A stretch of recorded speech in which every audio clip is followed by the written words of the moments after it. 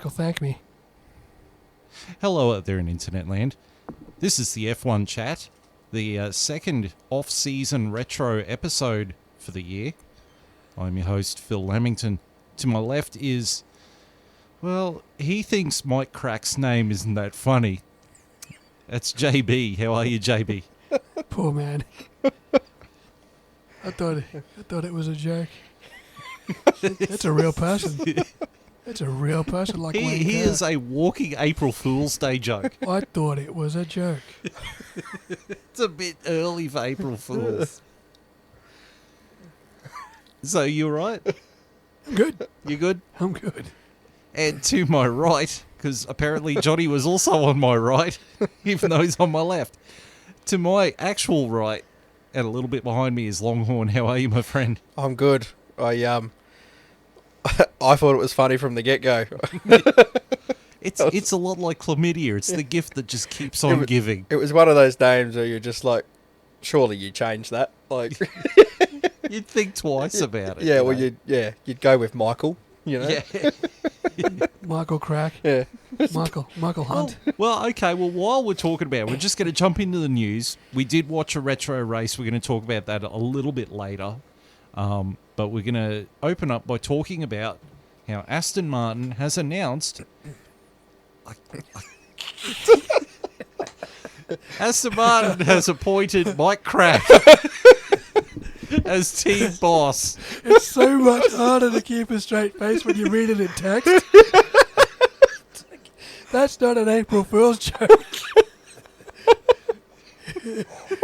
That poor man. He looks like such a serious guy as well. Hello, I am Mike Krack. The maturity of this podcast. It's not our fault. It's not really our not. fault. It's really not. It's like that ad on TV where they say to the guy whose partner has just given birth, Mr. Murray, what are you going to name your son? And he goes, Callum. Callum Murray. And it's just like all, his parents must be just savage people. But, so Aston Martin has appointed Michael Krack as the team boss. See, that's my work around it. He actually has a very long history of success in motorsport. He has been in Formula One before. And I'll get to something like a little bit of an offshoot of this in a sec. But if you look over his resume, for the last 20 years, he has worked, within the exception of 3 years, he has worked very closely with BMW. Yes. He's been in charge of their... He was Sebastian Vettel's engineer when Vettel drove in BMW Sauber, which was his first race before he went to Toro Rosso. So he's got experience there.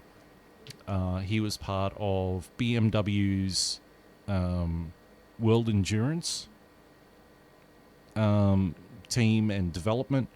He was also part of BMW's Formula E development. So he's been around. And the 3 years he wasn't with BMW, he was with Porsche working on their Le Mans team. So he's got experience. He's got experience. I mean, anyone who's been in and around a Formula One paddock for 20-odd years, and especially in and around a top brand like BMW, I mean, it is a worthy acquisition for any team. And even like BMW has announced they're pulling out of Formula E.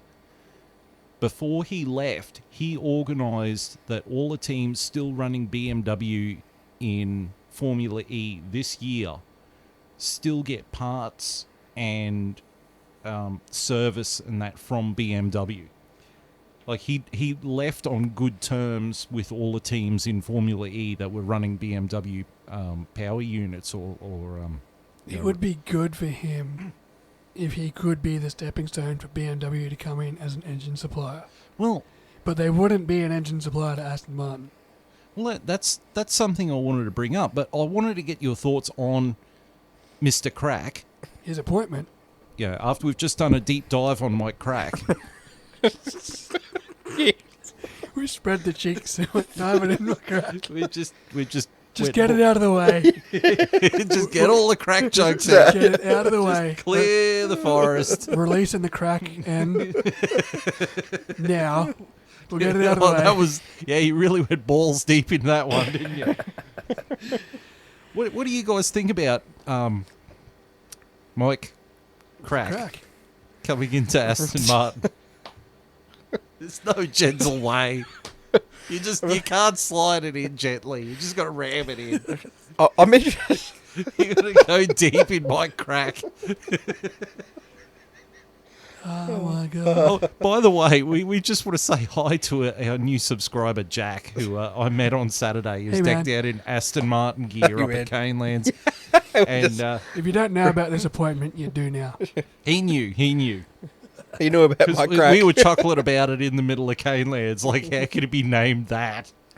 But okay, so what are your thoughts on Mr. Krack? Like I said, 20 years experience. He's been around. He's if you're around a mark like BMW, and you've been running around in Formula E, and you were running around with Sauber before that. I mean, you've got your fingers in a lot of pies. So, anyone with experience, and we said Aston Martin was building a team, Yeah. and this is only furthering that, and I think anyone with that has the longevity like he does, not just in Formula One, but around multiple motorsport disciplines, it's a worthy acquisition, no matter what. Yeah, I'm interested to see a new face on the grid, like a new, boss. It's going to be interesting. As JB just said, plenty of experience, among different racing codes and everything. So it's only going to be a positive. Obviously, Mr. Stroll is... I'm assuming Mr. Stroll would have done his homework on who he wanted to go forward, after getting rid of Otmar. Yep. And so, I think Mr. Stroll generally makes decent business decisions. So, appointing Mr. Krack, I'm interested to see it, and I suppose we're going to find out how good he is this coming season, I guess. There was one thing I also forgot to mention. His time when he was working at Porsche on their Le Mans project, there was only one person that he answered to. Andreas Seidel. Wow. So current they know McLaren each team other. boss, They've yeah. worked together. So Then that even more adds to his repertoire. Yeah. Like, it's not just what he's been around, it's who he's been around. yeah, And, Lawrence Stroll's not fucking around. no. Yeah. Like, from this point on, he's not fucking around. He's going to build a championship-winning team. Well, here's where I was going to spin off before. He's got really strong ties with BMW. Yes. Do you think that it's in Aston Martin's best interests in 2026, like building up to 2026, to get Mr. Krack to leverage his ties with BMW and try and get BMW back as an engine supplier for Aston Martin? I said it initially. I'd hate to see a team branded with a car brand running another car brand's engine. Yeah, we already see it now, and we dislike it. But McLaren, Mercedes.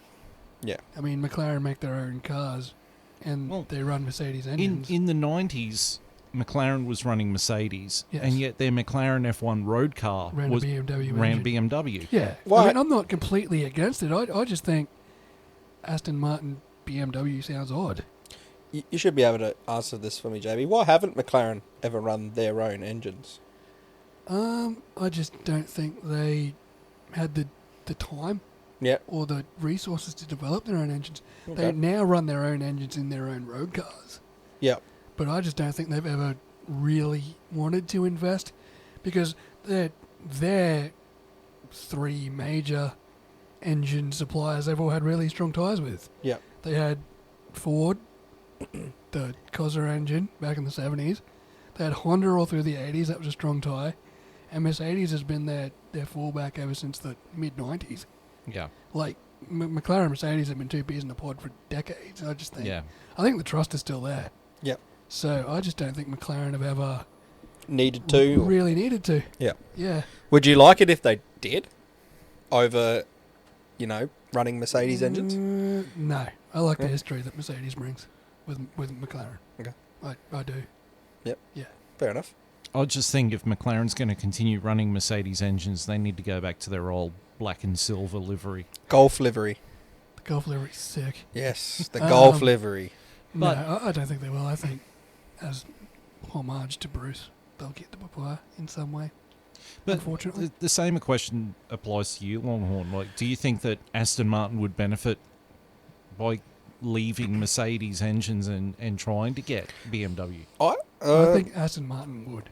Yeah, I think they would. Yeah. Yeah. Aston Martin would benefit from going away from Mercedes. Yes. I don't think McLaren would benefit as much. Yeah, no, I understand McLaren. I mean, they've always worked well together. But I think Aston Martin, if Lawrence Stroll... I'm sorry I cut you off with your answer there. No, No, you're I right. cut him off first. Sorry, dude. I'll just jump in and cut you off back. No. Wow, that got loud. Sorry. No, that's all right. I think if Lawrence Stroll is serious about Aston Martin being a championship contender, being a race winner, a championship contender, he's not going to be it with his team being, and this is calling a spade, Aston Martin is a Mercedes B team. At the moment, yes. If he wants to do something, he's got to roll the dice. I think he will as well. I think he's put all that money into building their new headquarters, which is going to have all the wind state of the art everything. Like, he is pushing everything towards essentially being their own independent team. It would make sense. The next step would be to get an engine supplier away from one of the other current teams on the grid. It would make that sense to do that. I think if he wants to go towards being the championship team he wants to build, I think that would be a positive step down the line. And further to what you said, Phil, Mike has been around BMW a lot, and the other team you mentioned was Porsche, who Aston Martin could team up with as a potential engine supplier. Well, he was only with Porsche for 3 years. Yeah, and but- then he went back to BMW. It's still a tie. I mean, I'd love to see BMW back on the grid. And I mean, BMW are pulling out of Formula E. What are they focusing on? Yeah. Well, that's a really good question. What are they focusing on? If they're pulling out of Formula E and they're running hybrid technology In In- one series. in World Endurance, Yep. could Mr. Krack here be the guy trying to entice BMW to come back into F1? I hope he is. Maybe that's the strategy. I hope he is. Maybe that is the strategy why Mr. Stroll was gone with Mike Krack. They've probably discussed this already. Yeah, that's what it's probably They've in the probably discussed workings it. in the background, Yeah. Probably very high chance that could be. And It's definitely been Because discussed. Lawrence Stroll's not looking for, he knows probably the next 1 or 2 years isn't going to be great. Yeah. Like, he'll build. he said he's got a 5-year plan. Exactly. Yeah, that's right. Yeah. He's looking at the back end of the 5-year plan as to where he wants to be a championship contender. And last year was the first year of that 5-year plan. That's That right. 5-year plan ends... 2025, he wants to be Well, competing. When do the new engine suppliers want to come in? 26. 26. 26. So I think his 5-year plan ends at the end of 26. No, yeah. Which will be a possible BMW engine. Yeah. Yeah. Right? That makes sense. Mhm. Yeah. And this is the That makes This a is the lot bridge. of sense. And with all the staff, the personnel that he's hired, like, I mean, he's got the number 2 guy of chief of engineering from Red Bull. He's got number 2 aerodynamicist from Mercedes. Yep. He's got all these people coming in to try and do what his team has to undo what his team has been doing for the last couple of years, which is just sit there and copy the Mercedes. Yep. He wants to be a genuine team with a genuine vision and a genuine direction. Well, And- it's going that way. And by getting rid of Otmar, no offense to Otmar, but he was starting to come across as another Toto Wolff stooge. He was, I mean, at the start of last year, he was jumping up and down about how him and Aston Martin and Mercedes both suffered because of the high rate concept they went for. That was Aston Martin trying to stay in Mercedes' pocket, though. Yeah. Yeah. But you could tell it wasn't Otmar's words. Now, a lot of people thought it was Lawrence Stroll's words, but I think it was Toto Wolff's words. Yeah. Toto Wolff sitting there going, if you crack up as well, we'll have a case together. Didn't really work, though, did it? No. But I think if they want to be genuine, if Lawrence Stroll wants to be genuine and wants to be a championship contender, he's got to stop being a Mercedes B team. That's another thing that's holding Williams back, is that Williams are also a Mercedes B team. Yeah, but Williams is in a less fortunate position. Williams will probably assume the mantle of the Mercedes B team. Yeah. At the moment, Williams just seem to be taking anyone's castaways. Well, they need to. Like, that team's bankrupt for all intents and purposes. Yeah, but Or now it they've got was. Dorilton Capital. Yeah, but they were bankrupt as of what? Last year, 2020? They were essentially bankrupt when Yeah. Claire left. Like, Yeah. that team's starting again from scratch. Yeah. That's a long road back.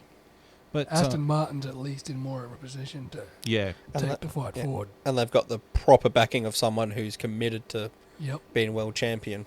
Yep. So, yeah, that's my thoughts. I think Aston Martin needs to do something drastic and get away from and sort of loosen the shackles of being a Mercedes B team and be Aston Martin They F1. will. They will. This is the start of it.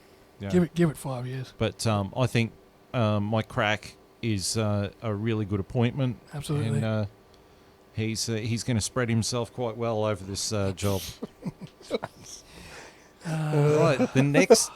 The next news story is that Marcin Budikowski, who was he wasn't labelled it, but he was sort of the team principal at Alpine, has departed.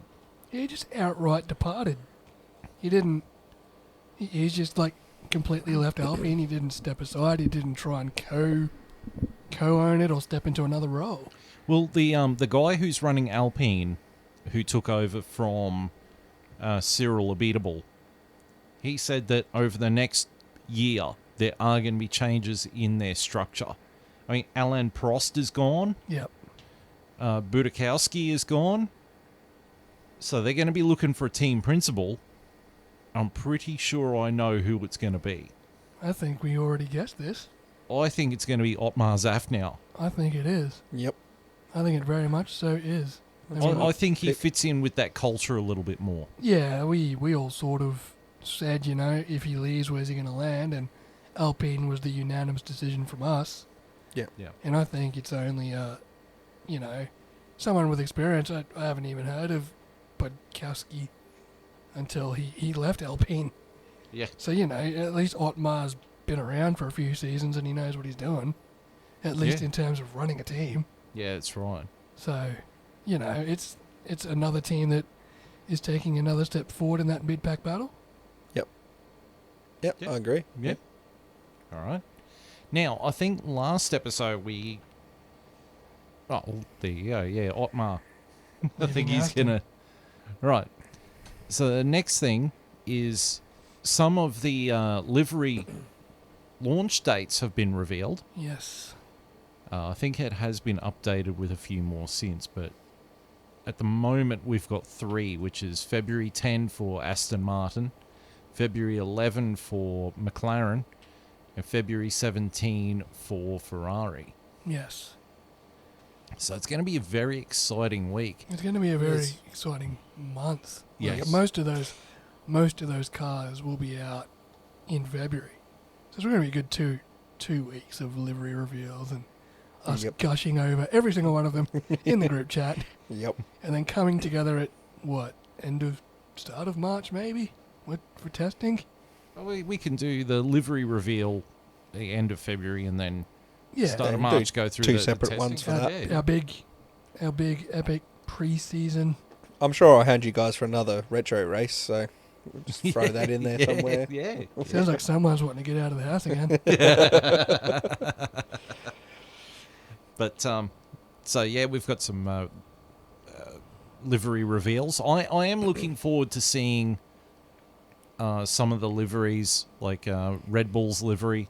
You know what? Really hate about Red Bull is they always have a testing livery, That's fucking amazing. and then they show up and it's just the same thing again. They have a testing livery, and then when the season launches, it's the normal livery. Yeah, Like, and remember their fucking kick-ass camo livery? yes, That was, like, phenomenal. Or the black and white livery. or the black and red one. Yeah, oh, it was fucking sick. And then they rock up, and it's just like, joke, just a normal livery. Sorry, guys. Joking. Yeah, that, like, camo testing livery was one of the best liveries Yeah. I've ever seen. And then they just rock up in Bahrain, or I think they just rocked up in Australia. And they're just like, jokes, standard livery, sorry. Who's are you most looking forward to seeing? Other than, say, your own team. Williams, I want to see if they Yeah. get that livery. I want to see Williams. And AlphaTauri. And McLaren, although I don't think they're leaving Papaya. And I'm pretty sure the Mercedes is going to be silver again. Yeah. Mm. They've all but confirmed it. I'm actually looking forward to the Alpine Yeah. because Yeah. that was a really nice livery they had. Alfa Romeo. See what they Alfa can do. Romeo. I'm looking forward to all of them. Fuck it. I'm looking forward to all of them. Yeah, that's true. Even the Haas. I think the Williams will be a nice one this year. The Haas, it depends if they're going to keep the Colgate colours. They need the Yeah. Rich Energy. You know what? The one thing Rich Energy was good for was the black and They- gold. They Yeah, need that- black livery. back That into old Haas. John Player Lotus livery Yeah. style. If Haas Yeah. wants to come back with that, I wouldn't be against that. No, Yeah. I'd love that. That really made them stand out. It did, even though they're dog shit. So I think last week we touched on Lewis Hamilton possibly not coming back. Touched on. Touched on my crack. Yeah. These So- rumours haven't gone away either. So, I think I might have asked it, but I'm going to ask it again. If he is unable to, or unwilling to drive this year, who do you replace him with? Piastri. You'd have to buy Piastri out of Yeah. his Alpine contract, which would be fucking easy. Yeah. And Mercedes is a team who could easily do that. I don't know if Mercedes would be looking at Piastri. I mean, he's Yeah. a good. I mean, Unfortunately, I don't think they will. if you're either. going to take a junior talent, you're going to take the current F2 champion, and that is Piastri. I mean, who would you take out other than a junior talent? It'd have to be Stoffel Van Dorn, and he's going to have to play second fiddle because Or he's the only. Hulkenberg. Although I said my defense of Stoffel Van Dorn was he's tested the car. No one's tested these cars yet. No one. They're brand new cars. Well, there is actually another two names that have come up. One of them, well, both of them have ties with Toto Wolff. Mm-hmm. The leading contender to replace Lewis Hamilton, if he decides not to come back, is that Mercedes are going to buy Esteban Ocon out of his Alpine contract, Good. Then Piastri moves up. which means Piastri will get a seat at Alpine. This is exactly what I want. Exactly what I want. I don't want to see Hamilton on the grid. I'm not going to go on a massive rant, but I don't want to see him anymore. I'm done with him. After all of this. He's too much of an egomaniac. It's just- to fucking no. He needs the fucking spotlight. He'll be back. Yeah, He'll his be ego back. will get to him and he want to be He's, back. But he's too much of an egomaniac to stay away. this whole, we'll touch on the reason that's still going on is because they're waiting to basically get an investigation back for Michael. They might basically want Michael Massey sacked. Is that correct? Yes, That's why he's holding out. even though If- They're even waiting for the results of the investigation, and guess when the date of that is? 2 days before Bahrain. 2 days before the first racing the first Grand Prix. I tell you now, if Formula One gives in and gets rid of Massey just because Lewis Hamilton sucks and wants it done, they'll lose a lot of points, in my opinion. The sport needs to be bigger. It showed this year that the sport needs to be bigger than all everyone on the grid, because you had all the team bosses manipulating all year long, and in the end, we got what we got. They've done the right thing and gone, okay, no more communication between. We realise that is an issue. You can't now give it, we got to stop giving in to these teams and start being a governing body. Here's the rules, here's the sport, play by that, not... I agreed with your yeah. initial statement when you said we need to give Michael Massey a year. Yeah, one and more year No with... one can fucking talk to him. Yeah, give him 1 year without them manipulating, see how he goes. If he does poorly again, fine, get rid of him. I've got no problem with that. But I don't think he did poorly. I don't think he did either. Not under the pressure he was under of them. He made one or two Easier. fucking okay, maybe not right calls, but when Who you've doesn't? But it's also not all him. It's the stewards too, Yeah. but which is also- inconsistent. And all also, year. when you've got Toto Wolff or Christian Horner in your ear every 2 seconds saying, this isn't right, you should be doing this, the pressure's going to build. And it's Sky Sports did an interview, like a fucking video chat interview with Johnny Herbert, Damon Hill, and Martin Brundle. I fucking do not like No bias Damon here. Hill. Nah, I don't like him either. Vehemently fucking hate his opinions. Well, here you go. Yep. This will surprise you. Johnny Herbert agrees that Michael Massey should be fired. Of course he does. Damon Hill says that Michael Massey should not be fired. And Martin Brundle said, I back up Damon Hill's opinion. The rules need to be fixed. You're not going to fix it by firing Michael Massey. Correct. Yep. Michael Massey's not the problem. It's the system. Rules are. Yeah. But Yeah. by getting rid of the teams being able to push a button and talk to Michael Massey and get in his ear, that's a step in the right direction. Correct. The one thing about all this that it brings a smile to my face, but for different reasons than what you think. The new FIA president, Ben Messelam. whatever his name is, I think he has purposely said that we are not giving the results out of this investigation until 2 days before Bahrain. To force Lewis to come back. Yeah, Yeah, to Yeah. force Lewis Hamilton to make a decision. Or to not come back. that's right. But he'll have to make it early. Yeah. But He'll have to make it within the next 2 weeks. I hope he sticks to it then. Stick to it. If that's what he's doing, like you're saying, Phil, awesome. But I hope he sticks to it. Don't give Because- in when we get 2 days out and Hamilton still hasn't said he's coming back. Too bad. You've had Yep. plenty of time to make your decision. The sport is bigger than you. We've got new stars on the grid. Yep. You've had your time. There's more to Formula One than Lewis Hamilton these days. Yeah. And if he wants to go about it the way he's going about it, I'm all for him sitting out. I don't care about him being on the grid. There's like 15 other drivers I care more about than Lewis Hamilton. Yeah. And I think a lot of people do, unless you're a Lewis Hamilton nut hugger. Most people are interested in all the other drivers and everything else going on. Well, I mean, I look don't know, at man. all the videos online that are online reactions of the final lap of Abu Dhabi when Max Verstappen overtakes him. It's about a 10-to-1 ratio of videos of Max Verstappen fans going ballistic and going, yes, come on, compared to the 1 out of every 10 of Lewis Hamilton people going, oh no, he's been robbed. And it's I want Lewis Hamilton to show me what this sport means to him. He can't be sitting on holidays right now, not fucking hurting thinking about it. I mean, I get Like, he's an elite sportsman that was on the cusp of fucking winning 8 titles. It just looks so You poorly can't- on Man, him. he can't fucking walk away now being this fucking close. That's right. I couldn't. but I would be asking, like, what if for the rest of my fucking life And if this was the point I walked away. you've got to accept what happened, and move on and take the challenge of It's this like year. Tom Brady. Yes. He was fucking, 2 games away from the Super Bowl this year. Yeah. Fucking, he wouldn't, knowing that Yeah. he's still as good as he is, Yep. is he going to fucking retire? He wouldn't let a poor decision as well make him retire. No. He would keep I going reckon for the Tom love Brady, of it. Tom Brady will be back next year. 100%. I fucking think, I want Lewis Hamilton to be that guy. 100%. Yeah, It's be like the Tom fucking- Brady of It's like, this. fuck, man, you can't leave now. Yeah. Like, it's not like you got fucking blown out. Well, like, we all know it didn't go your way. We all can acknowledge that. We all acknowledge you're an amazing driver, and it's good to have you on the grid when you've got the right attitude, not when you're going about it this way, in my opinion, because at the end of the day, you are a champion. You're a 7-time world champion, going for the 8th, going to be, the greatest of all time.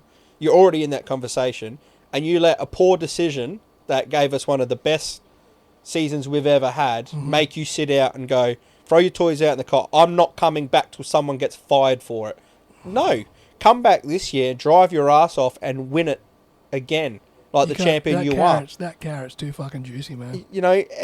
F1 is full of things that have happened that, even in his, was it 08 or was it 08 he won? He had luck. Like, every F1 winner's had luck at some point. Yeah. Yeah. Oh, wait. And he's had his fair run of good luck. He has. He had bad luck this year.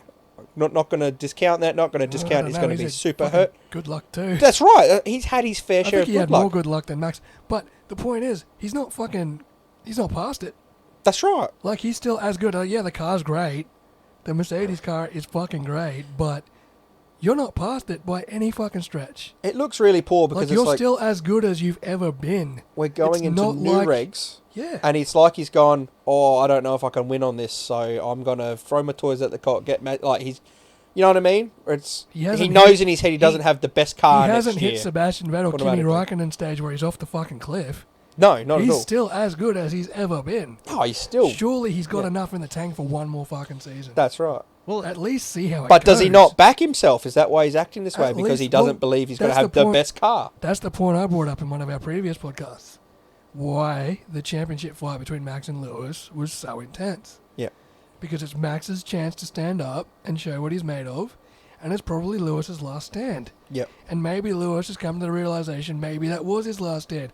Maybe he put more into this season than we fucking realised. Yeah, maybe he doesn't have any left going into next maybe year. he's so fucking tired Could be. that he... Especially knowing he's not going to have the most dominant car next year as usual. It's going to be a whole new set of challenges Yeah. in that regard. So maybe that's why. But to me, I go, if you're a champion like Tom Brady, you take on that challenge. and I mean, his contract ends at the end of this year. It ends at the end of this year. And after So- the shit show of his last contract signing...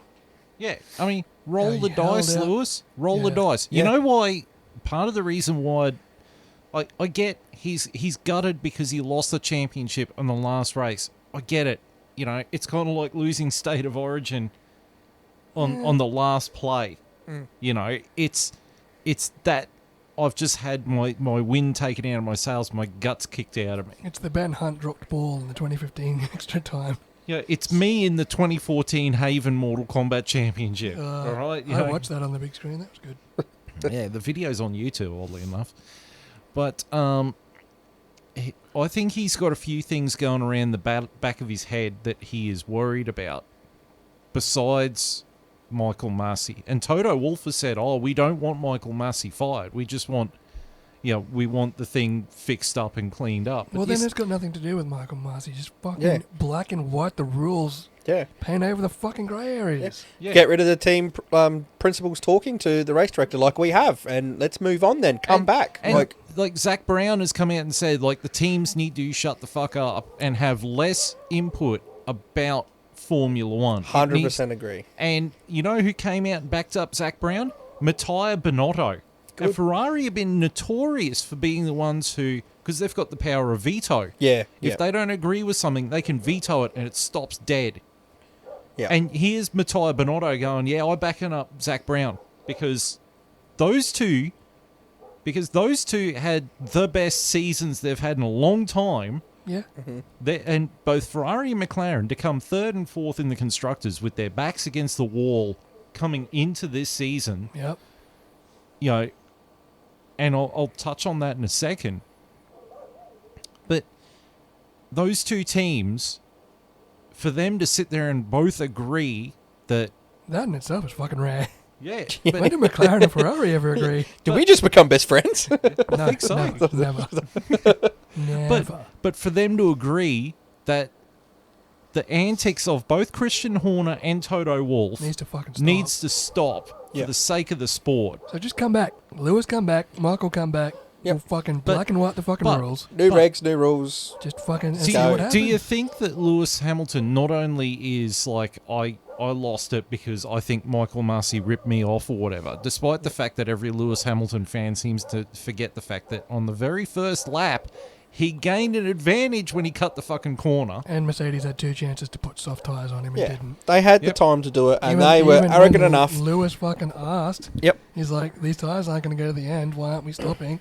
Yeah. Lewis did keep asking. He did say, what if we do another lap? Like, Yeah. what if we come back out? And they were arrogant enough because Toto Wolff is in the ear, believing he can manipulate himself, Massey, into making it finish under the safety car. Yeah. So it's the taste of your own medicine. If you're going to have two teams that are both manipulating, it's going to go your way one time and not your way another. And that's what happened all year. Well, Both of them can't complain. Christian Horner fucking came on and he said to Massey, we only need one racing lap. And Massey listened. Yep. Yeah. So, you know, it's fucking, if you're going to have two people talking, you're going to realise, yeah, you're right, it's going to go one way or it's going to go And the it's other. gone Toto's way plenty of other times. So you Yeah. can't forget that. You can't have this sooky drama going on. Oh, it And didn't that's- go our way. It's gone your way so much. That's what the Lewis Hamilton fanboys seem to forget. They've had it go their way for so long. Yep. I mean, look, the first lap of that race, he got away with cutting the corner, Right. and he gained a 2-second advantage. If Bill Every fucking other race- Burr can every- read see that, Yeah. Every other fucking race, every driver has had to give a position back. yeah, But the final race of the year, he doesn't. yeah. And it's like, woof, well, But it's like a grand final and the referee suddenly putting the whistle away and it's like, right, what happens now? yeah, the bunker has decided to go completely mental. Yeah, it's like, oh, all these rules we've been enforcing for 26 rounds, we're not enforcing them for the grand final. Yeah. But do you think that it's a combination of he knows he's not going to be super dominant because it's all new regs and it's Pandora's box, Yep. and he's worried? Do you think he's worried that his new teammate might show him up Yes. Yeah. and that he's scared? I wouldn't say scare. Oh, yeah. I think I he- would be scared of I George think Russell. he's realised that he is no longer the top dog in that team. He's been caught. George Russell is there. He will not back down. He will challenge him. Yeah, George Russell is not a Valtteri Bottas. Yeah. he's not a number And two. let's not forget, George Russell fucking whipped Bottas in his one and only drive in that Mercedes Yeah. Yeah. in Sakir in 2020. Yeah. Yeah. So, you know, he's already fucked Lewis's teammate and inserted his dominance. Yep. So he's already a better driver, you know. Way better driver than Bottas, Than who Bottas. wasn't far off all the time. He's always been a good number two. Bottas Yeah. always laid down and let people walk all over him. George Yeah, Russell George is ain't not gonna going to do do that. that. No, that's I mean he's here to be the number one driver at Mercedes. He knows he is the future of Mercedes. That's right. And he knows how fucking fast he is. Because And he's already proven he it is once. going to sit there and make Lewis Hamilton look like the old past. It's the same guy that's dragging the fucking shitbox Williams into Q3. Yeah. Like, he's got speed and talent. Yep. And Lewis should be scared. You know, Lewis should be nervous, but I'll be fucked if it's just not eating him up that you can't walk away now. No, You can't, it'd be sad if he you did. can't walk away now because you're so fucking close. Mm. You're not off the cliff yet. Let me. Or maybe he fucking left more on the table than we thought. Left the money on the table. Maybe he's left more money on the table than we thought. But okay, let me pose this question, all right? So at the end of all through 2020, there was all this talk about Lewis Hamilton, sort of stalling with signing a new contract with Mercedes. Do you think it's not that he's not talking to anyone because of Michael Masi?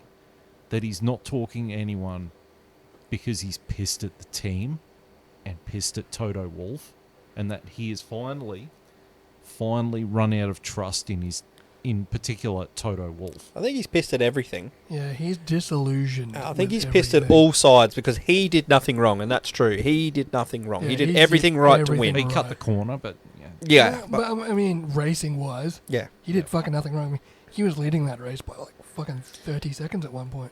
yeah, Until Sergio got in front of him. yeah. I mean, yeah, Lewis is fucking, yeah.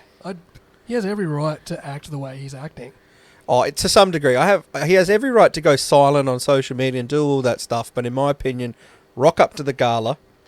You can sit there and say you're not sure if you're coming back. I'm fine with that. Yeah. But when it comes out that you don't rock up to the gala and you're waiting on the investigation over that race, that's when I go, you're just being a sook. And then the FIA president takes that as a personal insult that Yeah. he didn't come to the gala. He didn't act like a professional. He didn't show up and say, congratulations, Max. He did it in a tweet on Twitter. Crap. On Instagram. He's won 7 and everyone went to his. I don't know anyone who didn't go to his. Yeah. No. And he can't have the balls to go to one. One he lost. One. Yeah. To congratulate a new young up-and-coming driver, his first, on, like, what a great battle they had for the year. Like, Yeah. have a bit of respect that he won. You both Yeah. deserved it. It's Yeah. not like Yeah. Verstappen did not deserve to win. He won more races than He Hamilton had that Yeah. year. more laps They- than everyone combined. Combined, yeah. Combined. I mean, they both deserved to win the championship, but Yeah. you can only have one person win the championship, and Max won the championship. That's right. Yeah. And Look, If you you're- fucking, if you can be you're- as hurt as you want. You can rock up to the gala and fake a fucking smile for 5 minutes and some photos. Yeah. And then fuck off. You don't even have to stay for the whole gala. That's right. Just Sneak out the back. show up. Sneak out the back. Yep. yeah, you know, 100%. Just show up. It's respect. Like I said, everyone showed up for his. I'm pretty sure like the champion presentation trophy thing is at the start of the night. Yeah. So fucking stay there, go up, shake his hand, smile, and then sneaky fuck off. Yep. yeah, You don't have to stay. yeah. I just think it's really childish what he's done, Yeah. and That's part of your responsibility, isn't it? That's been a And- poor champion, in my opinion, and- because he should know better and do better, because he is Sir Lewis Hamilton. I mean, he's Sir Lewis Hamilton. Yeah, you want to be this role model to fucking everyone. That's right. So live by yeah, that. if you Be want to, the fucking- if you want to sit there and do the Black Lives Matter and All Lives Matter and all inclusivity and everything, well, you know, you practice Don't what you contradict preach. yourself. Don't contradict yourself. Yeah. You practice what If you want to be preach. like, and you thank all these fucking fans and this great team and this great sport, don't fucking contradict yourself by not showing up to the fucking gala. That's Yeah. right. But So I think he's got a fucking big decision to make. But I think if Jean Todt was still FIA president, Jean Todt would have gone, it's okay, Lewis, it's all right. But this new FIA president is like, no, you're disrespecting the sport, and I Because will he hold is. you fucking accountable Because for he it. should. Because he is. Because he fucking is. Yeah, Yeah. it is. And that's why he's going to wait until 2 days before the first race to sit there and say, this is what we've found. I think he comes back. Even though on the FIA website, because on the FIA website you can actually view who's in charge of what, and Michael Massey has been removed from being race director for single-seater Formula One races on their website, like on their. But I think Massey, if Massey is gone, Massey has done it of his own accord. He hasn't been fired. He's just gone, you know what? I don't have to deal with this shit. It's mutual agreement, I think. That's what it might Yeah. become And down I to. think Fucking- he'll get moved to another thing, Maybe. like WRC or something a little bit less. Come home, supercars. Yeah. Yeah, Dude, come back to supercars because Tim Shankin, the race director of supercars, retired this year. yeah. Well, Michael you know, Massey can come back and fucking be race director of supercars. yeah, he can do Bathurst. Yeah. Yeah. Well, he could do Because- the whole championship. Yeah, because I mean, God, Tim Schenker made some absolutely dreadful fucking calls. Tim Shankin likes sucking Roland Dane's dick a lot. Triple Eight Racing was under fucking Tim Shankin's, derriere, brown nosing a lot. Under his Mike Krack. Oh man, Jamie Whincup got away with murder, but Yeah, but he couldn't win Bathurst properly, he couldn't could he? fucking win a Bathurst without Louncey's help. Yeah. Even sometimes with Louncey's help, he couldn't win Bathurst. But going all the way back to the original question, though, which was who's going to replace Lewis Hamilton if he doesn't come back. So the hot rumor is that Esteban Ocon's going to get his contract bought out I would like to see that. Yep. because he does still have ties with Mercedes. Toto Wolff. That The- would be the best Yeah, scenario I for think me. Optimum, yeah. Yeah. I think you wouldn't have too many oppositions. But do you want to know who the second option is? Who? Now, this guy also has ties with Mercedes and actually was driving for Mercedes in Formula E and has been in Formula One before. Pascal Wehrlein.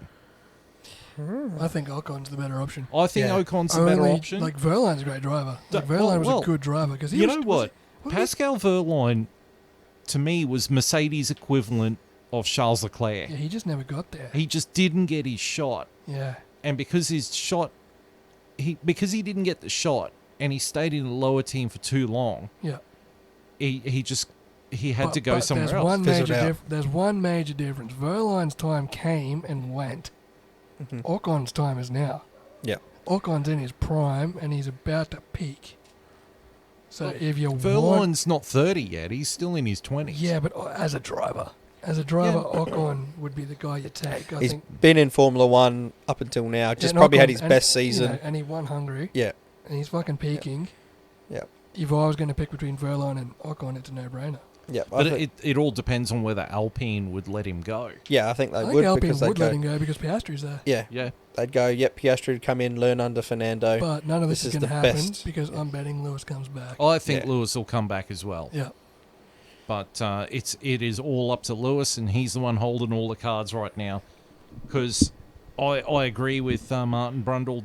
There's no point firing Michael Massey. I mean, the rules have play in them. Yep. You got to fix up the You've rules. got to fix the rules before you can fucking point your finger at the guy trying to enforce But them. I mean, if they're going to fix it, You can't. How are you supposed to enforce a fucking grey area? Yeah, that's right. It's like Yeah, how are that's you right. supposed to enforce something that's not? You have to trust his judgment then. Yeah, it's like Yeah. it's a NRL referee's interpretation of a 6 again. Yeah. It's like you got a different interpretation every time. Mm-hmm. You know, you can't enforce something that's not black and white. It's up to interpretation. So once you make the rules black and white, then you can enforce them. That's it. And then if Massey's not enforcing a black and white rule, then you got a fucking problem. That's right. okay, well, here's a really good topic then. Here's a really good question to spin off from there. What rules in Formula One would you change?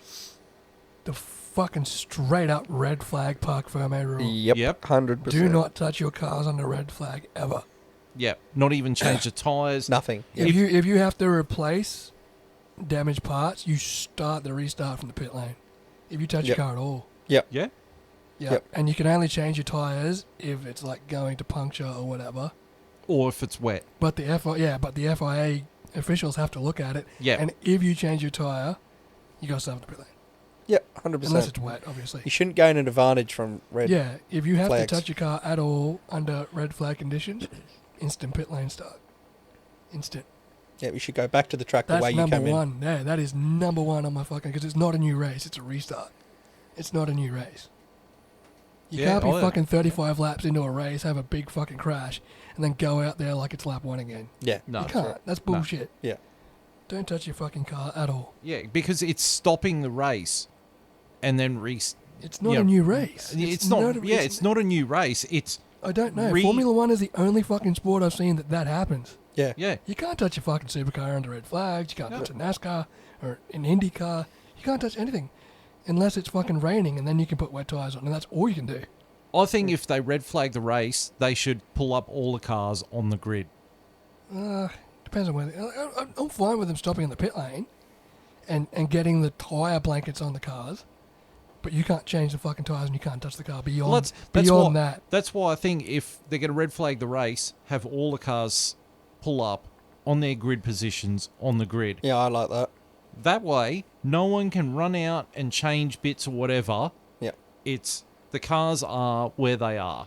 And They then they wanna don't bring- have to do another formation lap. They're Yeah. there ready to go. I like that. They wanna- you they can wanna still bring- come out with your tyre blankets on yeah, the grid. bring your tyre Yep. blankets out. Yep. That and your cooling stuff.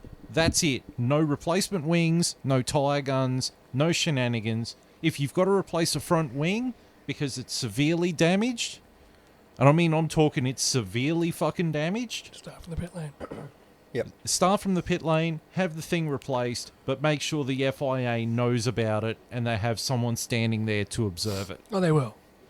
They will. It'll The- be like... It's like when they come in for pit stops. Every team's got an official standing at their pit bay. Every team. So you just have an official standing at every car on the grid. Mm. It's not that hard to enforce. It's not. It's really not. No. The next thing I would change is virtual safety car. Because, God, that Yep. annoys me. Yeah. Yeah, they got to follow a delta. Yeah, it's- Follow a delta. No, it should, Should be just pit limiter. Pit limiter. Yeah. Straight up. Everyone Straight up. on that. As Everyone soon on as the fucking- as soon as the light comes on that says you've got to engage pit limiter, you engage that pit limiter. Yeah, Yep. you're fucking 80 k's an hour around the track. That Yeah. way, no one gains or loses any advantage under that condition because you're just going to all be on the same speed, Yep. going around, sticking to where you were, and then when the race comes back to normal, then you're back to racing. Even in the game, like I fucking try to stick to the delta under VSC, and then when the fucker goes green, I'm like 2 tenths down on where I should be. Yeah. Fucking out and center my fucking teammate. God, I love you, but Jesus Christ, you're fast. Is like on my gearbox, and I'm like, you were like 3 seconds back when this started, but okay. Yeah. It just doesn't make any sense to me. Yeah. You know? if you've got to do a virtual safety car, it should be everyone's on the pit limiter speed across the board at the same time. No fucking about. When did that happen? Was that? Yeah, it was the VSC in Abu Dhabi, and Lewis asked, because Max actually gained on him under VSC, and Lewis was like, "Why is Max closer now?" And he's like, "Oh, we were under VSC." He's like, "Max is like half a second closer, like when that virtual safety car ended," and he was. Yeah, it's just an inaccurate system. It's too inaccurate to enable. It's supposed to neutralise the race. You're not supposed to be gaining on the guy in front. That's right. You shouldn't be gaining or losing. Yeah. It's about safety. Yeah. Yeah. Or it's too inaccurate. If they're going to do a virtual safety car, ditch the virtual bit. Send one of the F2 cars out as a safety car. No. But no. Just hear me out. No. Just no. Just no. No. No. No. $2.99. You've already solved the issue. Pit lane speed limiters. Yeah. Neutralise Yeah. the race. Don't fucking gain or ungain. Yep. And the third rule I'd change is the lapped car rule. Just get them to pull over to the side. I mean, they're lapped already. Yeah. 100%. Who gives a fuck? Get them out of the way and get all the front runners to queue up in order. No, I feel like they can unlap themselves, but do the pull to the side thing if it's within the last 10 laps. Yeah. If it's within the last 10 laps of the race, it doesn't fucking matter if you're lapped now, move to the back. But if there's like 25 laps to go, you can unlap yourself and you still have a chance for points. The problem is you got to wait until the fucking lap cars come all the way back around and join up Yeah, with that's the total. great. And if you've got fucking 30 laps of the race to go, it's no problem. But If when you've got you've got Abu Dhabi, Yeah, if you've got 6 laps to go or 3 laps to go, then move that's them a to the problem. side. Then you can just fucking drop them to the back. To be honest- what did Martin Brundle say?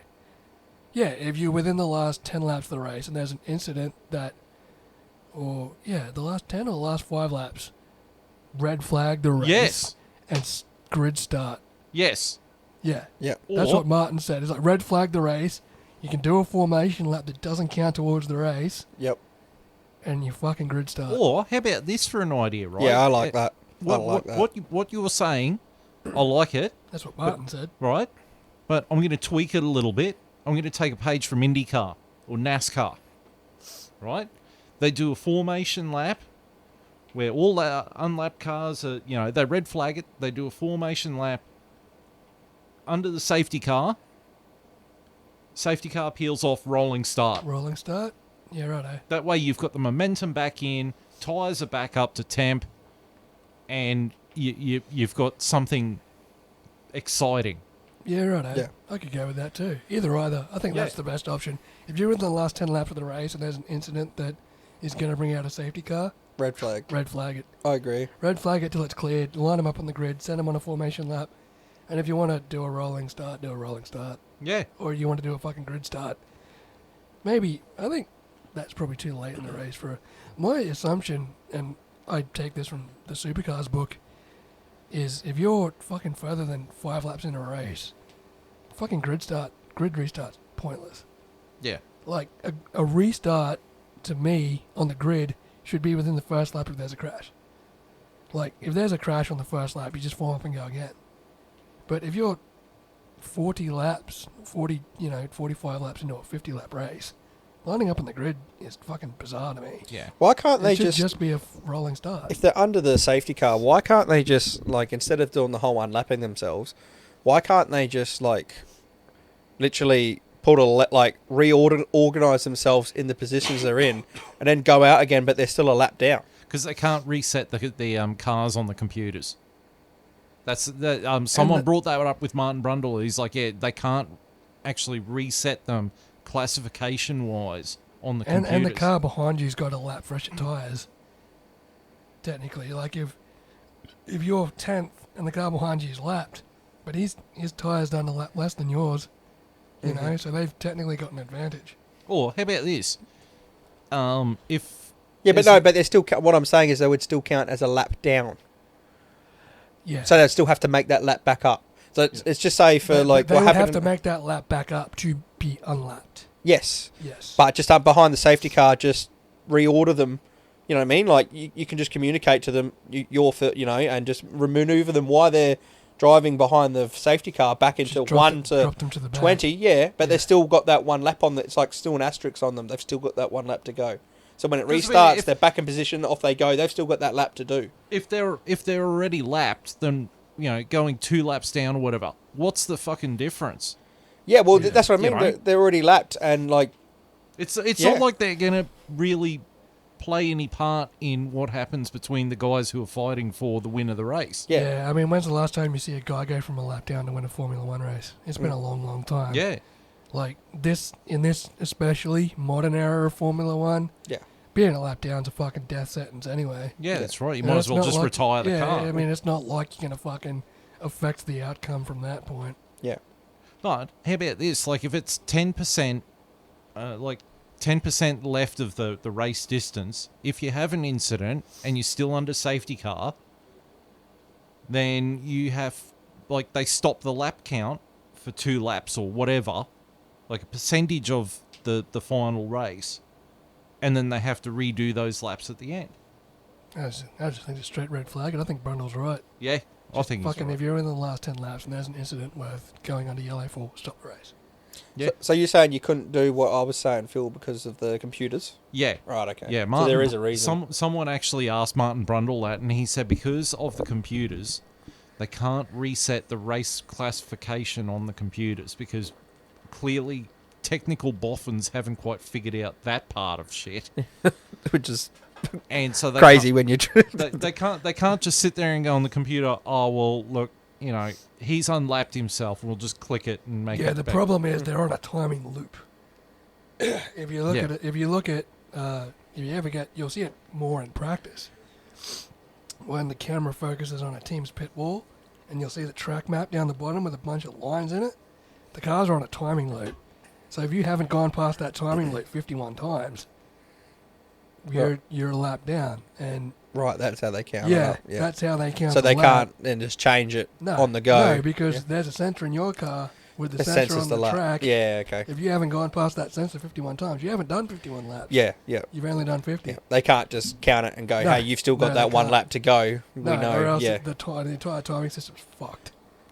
Righto. That you makes break sense. the matrix. Yeah, I think what you're saying, that what Martin Brundle said then, yeah, last 10 or whatever, red flag it, Yeah. rolling start. To answer your comment there about they've broken the Matrix, I'm pretty sure that Keanu Reeves just did that with the 4th Matrix movie. Oh, yeah, I here it's refuse bad. to see it. Yeah, Yeah, no, I me won't too. go and see it. I'm over them remaking. Stop. You're ruining all the old movies that were great by coming out with these. They did it with Ghostbusters.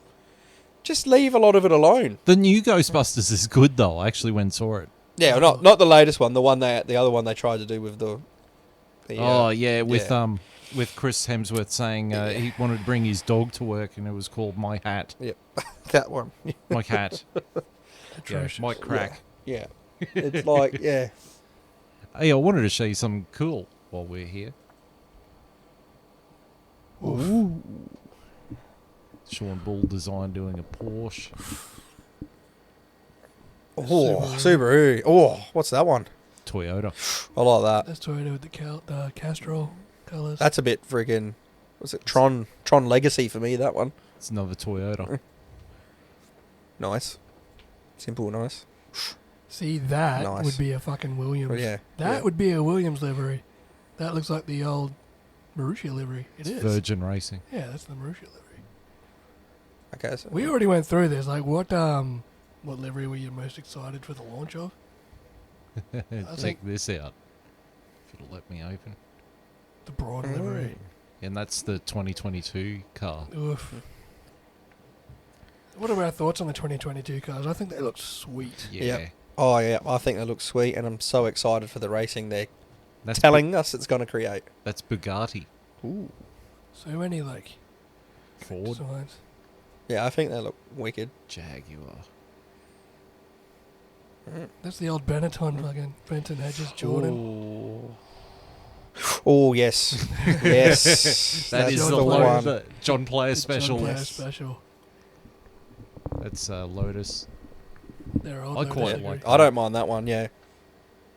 I think these new cars have better scope for livery designs than the old cars. Yep. I think you could come up with some pretty fucking wicked liveries. on these newer cars. You know, I think just the way the car is shaped and the way the cars are designed, you could scope out some pretty awesome liveries Definitely. on these new cars. For sure. Oh, Brabham. wouldn't you love to see that? Wouldn't you love to see Brabham Brabham back? back? In the team? Oh, man. And I'm pretty sure I've just they created one in F1 Did ya? 2021. Yeah, Hell yeah. yeah. Yeah, I did Jordan Yeah, yep. because they're running Honda. Hell Speaking of which, so we just sat down and watched the Italian F1 from 2001. Yes. Yes, we What did. gets me really watching these old races is how tight the racing was. Like back in the day, everyone was sitting there going, "Oh, there's no overtaking." It's like there was more overtaking and close racing, and there was no DRS in this race. It's good to watch. Can I just quickly jump in before we get into this race with one last piece of news? Yeah, go nuts. It is, I think I put it in the chat a little while ago, but there's an F1 esports driver that's just signed for Formula 2. Yes. A Turkish driver. His name is Kem Bolakbasi. I'm not sure if I'm saying that's right. But he's just been esports all his life. And, he's moved into Formula 2 with Shiraz Racing System. You know what they- awesome. That's You pretty know- cool. You know what they need now? They need Super GT. Super GT out there. So then he can put his car into his old mate Barry R. I don't know. I've seen some of his races. I suppose that shows the brilliance of the games and Well, simulators that- and all the rest of it, that you can literally jump from it into a car. It's not the first time this has happened. Gran Turismo did this almost a decade ago now. Oh, really? Yes. They had a Gran Turismo tournament, and the winner of the tournament went into a driver training program, and he actually wound up driving a Nissan GTR Yeah. at the World Endurance Championship. Wow. Yeah. Yeah, And wow. I think they finished like 7th. There's a documentary on it. Oh, fuck do I know? I can find it, but it was, one of the winner of the Gran Turismo Sport was in, and the GTR, as fast as it was in like the D class Yeah. compared to everything else around him. Yeah.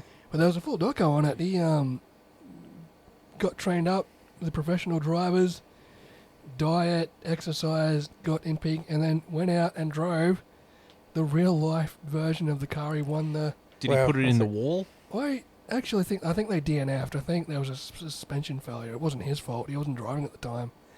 But yeah, like it's not the first time this has happened. That's cool. But And fuck yeah, if there's going to be an esports driver, racing in Formula 1 in 5 years. what excites me about it is it's a new pathway for young drivers to go through. Yeah, 'cause you don't have to be a fucking European Yeah, go-karter. you don't have to. Your dad doesn't have to be a billionaire for you to have a go. You know what I just mean? fucking show you've got enough experience and nous behind the wheel. Yeah, anyone Yeah. can get this at home, do it at home, And and all these esport drivers are actually signed to to a team. teams. Yeah, which is also cool. Yeah, on like, its own right.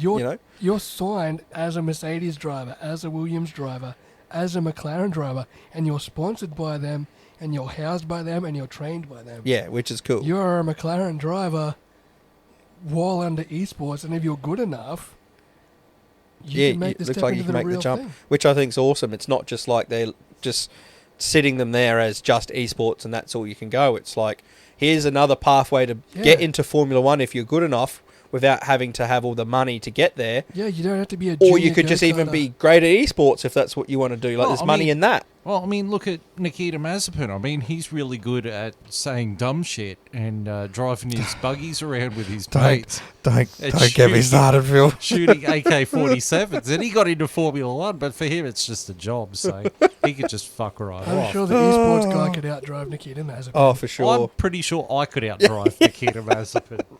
I think I'd back myself against Mazepin.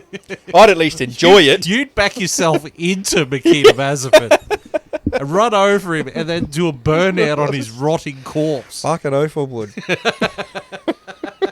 It's a job for me too, mate. See you later.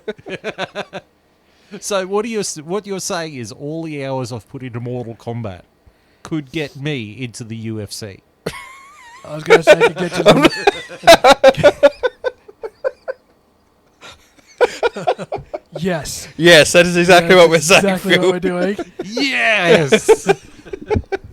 Yes, there is light at the end of the fucking tunnel. That's it. You versus Khabib Nurmagomedov. I can't be any worse than CM Punk in a UFC Yeah, ring. that's no, true. you literally can't. If you land one kick, you're officially a better fighter.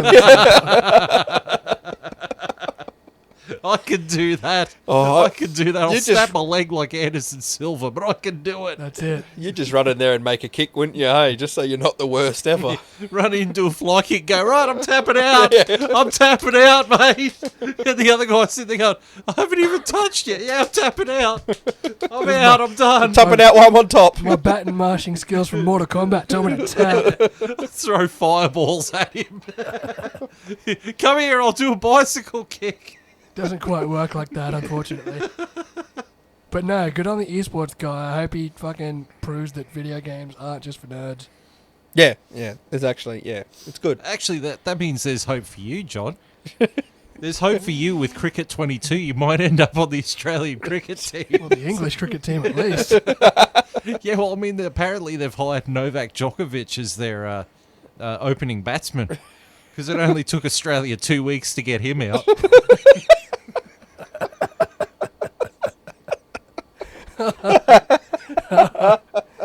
Oh, goodness. Oh, well, yeah. Yeah, that's great. We're on fire. We've had Mike Krack and we've spread that one wide open. Now with Novak Djokovic. We've dropped some shit on this podcast. I haven't even gone onto a rant. It's you two been ranting. I'm just sitting here going, yeah, I've already said my shit about Lewis Yeah, Hamilton. you're just coming up with Mike Krack jokes, Yeah, right? Mike Krack. We also watched I've a butted race. that joke up, haven't I? We also watched a race where That's some right. Williams Yes. did some things. Yes, Yeah. with 2001 Italian Grand Prix from 2001 from Monza in Italy back in 2001 when they were running V10 engines. Oh, Career the tires. sound. And apparently it was the day after Alex Zanardi's accident in IndyCar where he lost his legs. Yeah, and a lot of the drivers were not happy. No, but like Ferrari was running running both cars without any sponsors and with a black nose in support of what happened. You know, like being a Ferrari supporter and all that bizzo, I was glad that Pablo Montoya won it in the Williams BMW, and it was his first win in Formula One. And those BMW Williams look fucking amazing. Yeah, they do. All the cars back then looked amazing. Yeah. You know, but Montoya was friends with Alex Zanardi. Yeah. So it would have meant a lot to him, to Jacques Villeneuve, who was also on the grid at the time. You know, Which I like what Jacques Villeneuve was saying. They were saying that, you know, a lot of the drivers and that were hesitant to race because of the accident and whatnot. But Jacques Villeneuve came out and basically said, we're here to race. That's what we're here to do. That's you what's know? written on the It's what tin. we're paid to do, you know, regardless of what goes on outside, you know. Yeah. Unless there's weather problems, I can understand it. But if it's good, normal day for racing, that's what you're paid to do. That's what you Murray know Wa- the risks. You Even know? Murray Walker coming into the race was like, I don't know what these guys are going to do. It's like they could just follow each other around for a lap. I don't know. And then as soon as the lights go out, boom, racing. And it's like, boom, dive bombing into turn one. Particularly Jensen Button in his Benetton Yeah, and it's Renault, like- just like- doing this veer over to the side, and then he hit concrete dust and crashed into Jarno Trulli in the joint. concrete dust. Concrete dust. I don't know if any of the current drivers on the F1 grid have heard of that excuse, but if you have, It's up use there. it. It's a good Use one. it a lot. Concrete dust. Sorry, I crashed into Lewis Hamilton. Sorry, it was concrete dust. Yeah. Well, I mean, and that's it. I mean, like, I think the point I made during the race was, you know, these guys are all, like, shaken up because it was an Artie's crash. But your racing drivers, like, people in the 80s and the 90s and the 70s, fucking went racing the day after someone died. Yeah, well, I mean, it's You in had the movie multiple- Rush. Yeah, you had multiple deaths on a race weekend. Yeah. Yeah, in the movie Rush, like one driver, I can't remember his name, he went through a barrier and he got decapitated. Yeah. And James Hunt's sitting there going, oh, they should stop the race. Nicky Lauda's like, why is that? He took the corner too fast. Yeah. Took the corner too fast, took his off, and then they went back Look at the racing. tyre marks. I'm pretty sure when Ayrton died in Imola, they restarted that race. Like, fuck. Like, and let's go all the way back to the 50s at the beginning of Formula One, and they're driving around like dirt tracks. Yeah. They're driving around city streets, and like people are bursting into flames and being burnt to death while you're driving past. It's like, well, sucks for him. Yeah, sorry about Sucks the to be that fans that guy. paid money that are rolling around in They're flames. also engulfed in flames now. But I mean, like, back in those days, like Jim Clark, he didn't just do Formula One racing. He went and did GP2 racing and other racing. They did heaps of different racing. That's how Bruce McLaren died. That's how Jim Clark died. Yeah. And Graham Hill. Like, Bruce McLaren did a Grand Prix, and then 2 days later he was at Goodwood testing his sports car, and the suspension failed and he died. Yeah. Like, and that's just what he did. That's just what you did. Like, the amount of drivers, F1 drivers, that would do a Formula One race on a weekend, and then there'd be a gap, so they'd fuck off from Europe back over to America to drive sports cars, and then they'd come back and they'd fucking drive Formula One cars, 2 weeks later at the next Grand Prix. Well, I think the opening monologue of the movie Rush, where Niki Lauda's talking about 21 drivers in Formula One every year and X amount die and all that really does sum it up. Yeah. It doesn't sugarcoat it and make it seem more than what it is. It is people who are willing to do this, willing to die or get injured or whatever. Yeah. I'm sure none of them... Yeah, no one wants to die on a track. I mean, Jules Bianchi didn't want to die, Ayrton Senna didn't want to die, Roland Ratzenberger. But... Or even... was it Antoine Hubert? Yeah. But the flip side of the coin is, besides Nikita Mazepin, they all died doing something they loved. Nikita Mazepin's only dead in spirit. He's dead inside. Well, yeah, it's everyone knows the risks of the sport, and I'm all for making it safe. Like, I'm all for safety. I'm all for like the halo. 20% risk. Well, yeah, that's what I mean. Like, even with all the advancements we've come, which has clearly made it better safety-wise, there's still that chance of dying, and you have to accept that when the minute you get in the car. If you don't accept that, you shouldn't be driving. Yeah, people need to remember, for as safe as they've made it, motorsport is still very fucking dangerous. Yeah, and we don't want to see people die, but no, we don't. we understand it's a risk, Yeah. and as a driver, you should understand that more than anyone. That's why only 20 drivers in the world get to do what they do. That's it. And I think that's something about like the current crop of F1 drivers, like your Max Verstappens and your George Russells and that. They've gone back to that sort of 80s and 90s style of driving where they are on the edge in terms of danger. Pushing to the limits. Pushing everything to the limit. Whereas drivers like your Kimi Räikkönens, your Vettels and your Lewis Hamiltons are used to, and Alonso, you have to give a space and you don't do this and you don't do that and all these gentleman agreement rules. And these guys are just going, fuck your gentleman agreement rule. We're here to race. We're here to win. As long as I stay on track, it's happening. That's it. We'll give you your space, yeah, but we're not going to sit here and go... We'll give you just enough space, though. Yeah. Yeah. We're not going to give you like an extra car's, like half a car's width. We're going to give you that much. Yeah, Max Verstappen will give you a car's width, but only a car's width. And you've got to make a You're not decision gonna, sometimes. you're not going to have a what car, you- a car width and a quarter. You're going to have a car's width at best. at best, and You you're know. going to have to make the decision. But watching this race, it was the things that I find really interesting about this race, or about these retro races, like going back and seeing like Williams as a competitive team. Yeah. That's awesome. Running BMW engines with Montoya and Ralph Schumacher and being competitive. But everyone was competitive from top to bottom. Sure, not Alex Young in the Minardi, but Hey, I don't think he did drive quite well. Murray Walker would agree with you.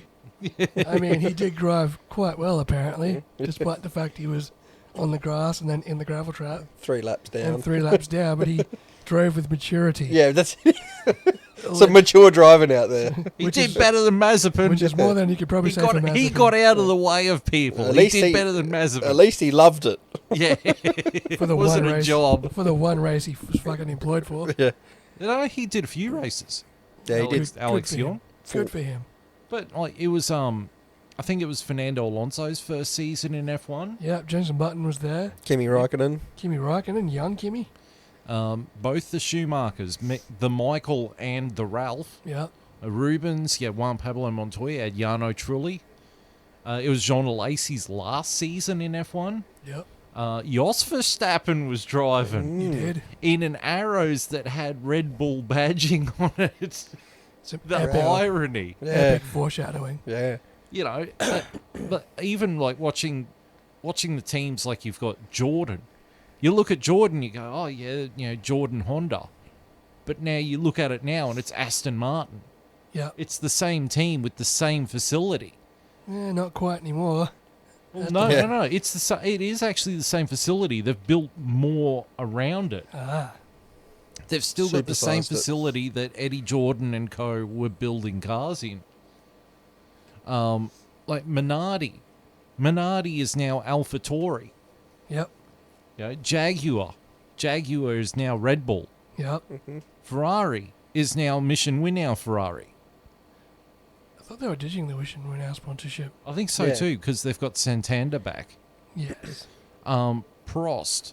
I can't remember what happened to Prost. I mean, Benetton, which is now Alpine. Yep. And also, you know, Sauber is Alfa Romeo Sauber. Williams is now Williams. Williams. But instead of having Compaq all over it, it's got Lavazza coffee. Which my mum actually drinks Lavazza coffee. Bring back that livery. Yeah. I Bring don't back care. those engines. Yes. Bring back that livery. Yes. That livery's beautiful. But I mean, you've got BAR Honda, BA Honda, yep. who are now Mercedes. Yep. You know, it's quite striking watching all these old teams. Bring back 22 cars on the grid. Yes. That'll happen. Bring back refueling. Bring back groove tyres if you have Don't to. bring back groove tyres. Groove tyres were only there to slow them down in corners. Yeah, but then they gave them more horsepower. No. They gave the engines more and the cars more aerodynamics and more horsepower. So Yeah. then the tyres were fucking redundant. Yes, but they are undoing all that for these cars are going to go back to more like these cars. You know, the thing is, I also miss having a tyre war. Yeah. I mean, they've got Michelin and Bridgestone. it was I interesting. don't think we'll ever get a tyre war again. Well, After Indianapolis 2005, we well, won't get it. when they were taking tenders a couple of years ago to see who would do the new tyres for the new F1 with the 18-inch rims, Pirelli said that they would do it, but they would only do it if they were the only tyre supplier. Michelin did put in a tender, but they said they would only do it if there was another tyre company as well and they had a tyre war. You can't do it because then, like, and it happened in the mid 2000s when they found out that the Bridgestone was better than the Michelin for the most part.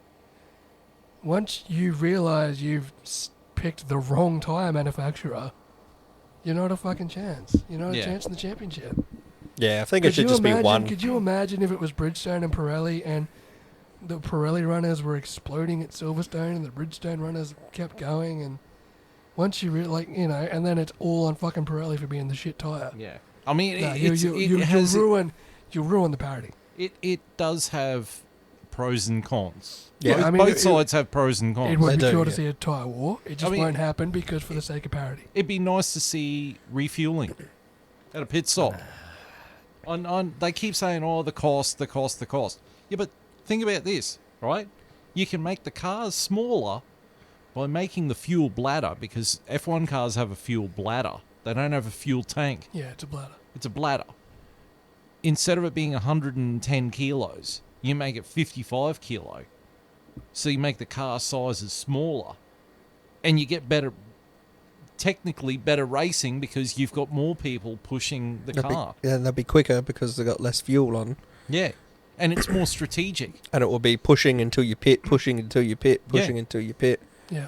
That's what we want to see more of, I think, is whatever you can do to make Yeah, them we want to push see more every 100 lap. Yeah, you know? we want to see 100% racing from start to finish. We Yeah. don't want to see, Not, I've got to cruise for 10 laps because my tyres are fucked. yeah. Yeah. No one wants to see that. We want to see you push. I just don't want to hear Lewis sitting there going, Bono, my tyres are gone. You will. And then post the fastest Yeah, lap. post the fucking fastest lap, yeah. Fucking, God, that shits me in the tears. it does. But things with this, like, you know, all these old teams, and you could tell what the car was. You could tell what team it was. From a distance. From a distance. Yeah. Yeah, if it was a light blue, Benetton. If it was a dark blue, Sauber. If it was yellow, to Jordan. Yeah, way more liveries, like different liveries to set them apart from the other And I think teams. that's the problem with last year's liveries, was there was a lot of teams running blue. Yeah, Yeah, you had too close. Alpine, Williams, AlphaTauri, because it's navy blue and white. Yeah. But then you also have, like, predominantly white on AlphaTauri and predominantly white on Alfa Romeo. Yeah. Mm-hmm. Yeah, No. you couldn't tell until the guy's like, is that red and white? Or I mean, back in 98, when Williams changed their livery from the blue, because they stopped running the Rothmans colours and the blue and the white, you know, the Canon colours. Yeah.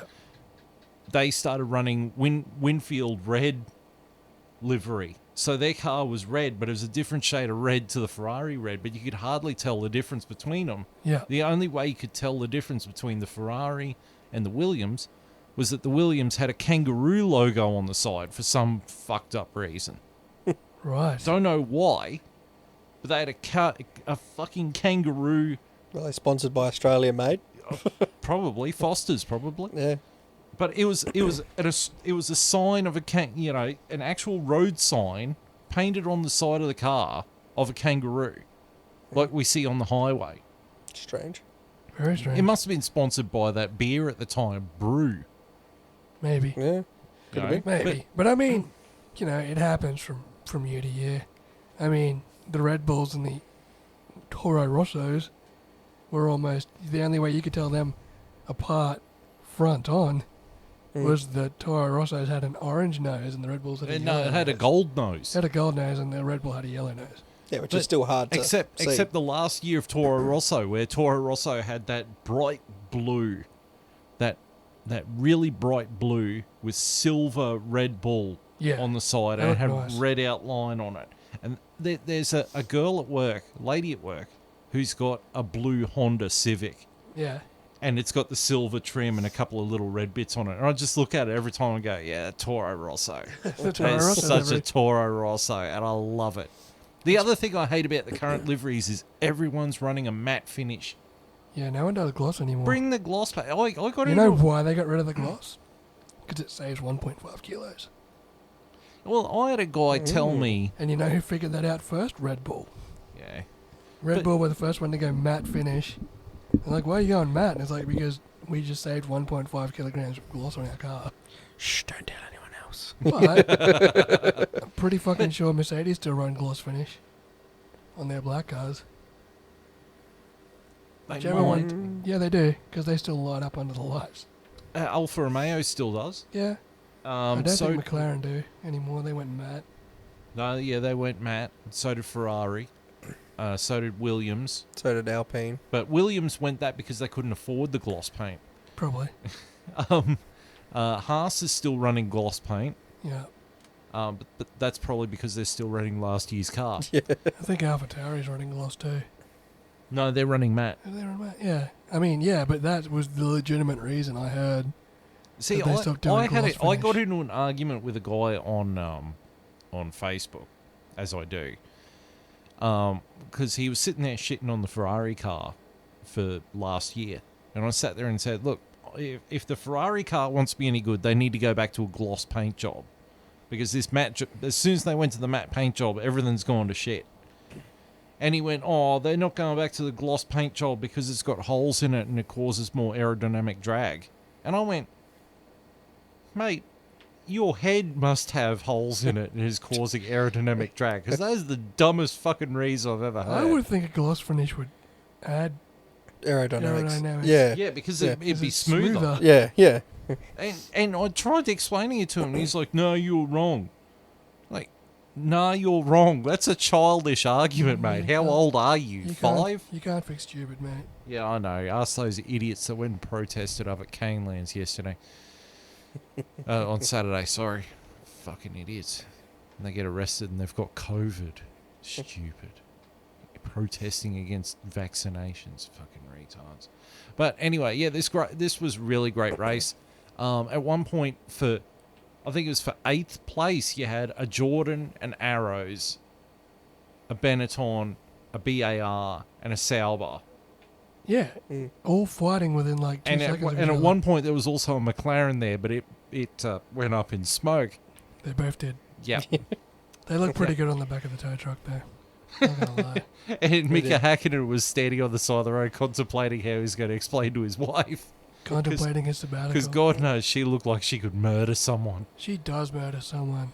Look at her. She's the one you call in to fucking take out. She's like the secret agent. She's La Femme Nikita. Yeah, she's just like, she's the That's one what you she call in. is. You're the one that call in to... Black Widow. Yeah. It's Scarlett Johansson. Yeah, she's just evil looking. Evil looking. She doesn't know what fun is. No. But, yeah, I think that was when he was finally like, yeah, I think I'm going to take a sabbatical. There's who could replace Lewis Hamilton this year. Yes. Mika Hakkinen could return from his sabbatical. I might actually support Mercedes for once. Yeah. Yes. Bring him back. Yes, make it happen. Toto, Mika Hakkinen, make it happen, buddy. But, no, this was a really, really good race. And Juan Pablo Montoya won it for Williams BMW. Ralph Schumacher came second Yeah. No. in the Williams BMW. Did Barrichello? Barrichello was it- came third. Did he? Did he? No, I think Barrichello came second. Oh, yeah. Barrichello was Yeah. hunting down. Yeah, and Ralph Schumacher came third. Yeah. And then the Michael came fourth. Yeah. Barrichello was hunting Montoya. down at the end, but Yeah. Montoya Yeah. had too much. Sorry about that. Yeah. But like, it was really great racing from top to bottom. And Yeah, they didn't have DRS. They didn't need DRS. They had DRS already. They didn't have virtual safety cars, that's for fucking sure. No. Yeah. It was great just watching like a car go off and they're getting There's the, like the tractor out, they the lift it Gan- off and they're just the straight Ganchi past. train's got this car like 8 feet in the air. And the cars on the racetrack are like doing 300 kilometers an hour past them. It's like, hey, Yeah, stewards just are waving a yellow flag. Oh, yeah, Yeah, just just take it easy, just boys. be careful. And then you're on the onboard with Barrichello and he's just like planted it. And he's just like, I don't know what yellow flag means. Yellow flag means don't overtake. That's it. 320 kilometers an hour underneath this suspended car. That's like 5 meters from the track. It's like, yeah, that's safe. It's about as safe as like the old races in the 60s where the pit lane was on the front straight, but the wall didn't separate the pit lane from the track. So you're like doing your pit stop while the car next to you is going past at 300 k's an hour. It's more like 120 k's an hour. And the safety barriers were just bales of hay. Yeah, but like you're like literally off to the side of the road in like a car park, and the car's going past you at like 200 kilometers an hour, and you're like just changing a tire. Safety was your driving gloves, a pair of goggles, and possibly a And helmet. don't worry, you're not wearing a seatbelt because it's safer to be ejected from the car than stay in it. Trust me, I'm a scientist. Science, what's that? That's almost as moronic as some comment that Enzo Ferrari made in the 60s, where he was like, aerodynamics is for people who can't build engines. You know why they didn't wear seatbelts at Monaco? Because you wound up in the fucking harbour. You can swim out of the car. You didn't. It's one less Someone than- should have told Kimmy about that. I'm still bummed Mazepin didn't join them. Yeah. Aren't we all? Some of us more than others. Oh, Christ. Okay, so we're going to start to wrap this up, because that was a really good retro race, so if you do have access to it, go watch it. Yep. But I think in a couple of weeks we might do another retro race. We might actually get an answer as to who's replaced what's his name? Bukowski? Marcin sure we- Bukowski? We know the answer to that. Yeah. It's going to be Zaf now. I think we've already predicted it. Yeah, we might be able to come up with some more jokes for Mike Krack. I think I'm past it. I think I respect him as a person now. Yeah, for keeping it, for not changing it to Michael. Michael Krack. So when you said you respect him as a person, all I could think of was a song called "I Respect Your Feelings as a Woman," That's- but I'm not allowed to say the name Yeah, of the don't say the band. name of the band. That'll get us certainly kicked off That'll YouTube. get us demonetized. We're not getting paid anyway. That'll get us Wait, demonetized. you guys aren't getting paid? What? No. Not yet, but we're working on it. It's like that gig I played on Saturday at the fucking rally. I didn't get paid for that either. I just get ripped off. All right, I'm done. Right, so we'll probably do another retro race in a couple of weeks with a couple more news points. Hopefully Lewis Hamilton will come out of his hidey hole. We should hold off for 3 weeks because by then we'll be getting some livery reveals. Oh, yes. Yes. Mid-Feb. Give it 3 weeks. Give it some jandle. Give it some jandle. And I think also Longhorn really enjoys watching the old races as well. I do. It's Yeah. good. So I'll try and find another race where the McLarens break down. Because just watching They're the best ones. JB cry, it's almost... That's why JB's trying to push it out. He's like trying to get past these retro races. Just want it to be done. Anything to get to the season. So what race from 2015 should we watch? Australia, where fucking Fernando Alonso goes through the gravel trap. No. I want to find one from later on in the season where he's talking about GP2 engine. That's the moment. That's the moment where his soul broke. Fernando box, we have to retire the car. If I had $1 for every time I heard that, I would have $25. That'll get you a Happy Meal. That'll get me a mixed piece from KFC. Ooh. I actually got the new Hungry Jack's burgers that are like KFC burgers. Yeah, the got chicken one. ones. Are they Yeah. like KFC burgers? They're decent, eh? Yeah, they actually are quite nice. Nice. You can check it out. Yeah, worth getting. Yeah, I'll go and buy one for Mike Krack. My crack will thank me. Or hate me. I don't know. Depends on how spicy it is. Maybe my crack doesn't like spice. We need to wrap this up. All right. See you next week. Bye. All right. On behalf of JB and Longhorn, thank you for tuning in, and we will see you the next time we do one of these retro races. We're not sure when, but it'll be in a couple of weeks. But until then, thank you for tuning in, and it is now goodbye.